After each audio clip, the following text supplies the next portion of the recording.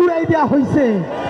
এই ঢাকায় যারা স্বাধীনতার পক্ষে দাঁড়াইছে, হেফাজতের রাত্রে মানুষের পক্ষে দাঁড়াইছে, তাদের ব্যবসা বাণিজ্য লুট করা হয়েছে। তাহলে এত বড় বিপ্লবী এখন হইলেন, এতগুলো ব্যাংক, এত বিমা, ঢাকায় এত হোটেল, এত ব্যবসা বাণিজ্য কেমনে চালাইলেন ভাইরা? এই সব কথা বলে আমাদের পিছনে লাগে লাভ নাই। নতুন আমাদের চরিত্র হননের জন্য টোকাই ভালো কাপড় চুপড় পরলে চেহারা ভালো হইলেই এলিট হয়, পশ হয়, এই চিন্তা বহু আগের দিন গেছে। শুনেন, মানুষ এলিট হয় তার চিন্তায়, মানুষ এলিট হয় তার মনস্তত্ত্বে। ভালো কাপড় চুপড় সব থেকে সন্ত্রাসী দুনিয়া সিনার চাইতে বেশি কেউ পড়তো না।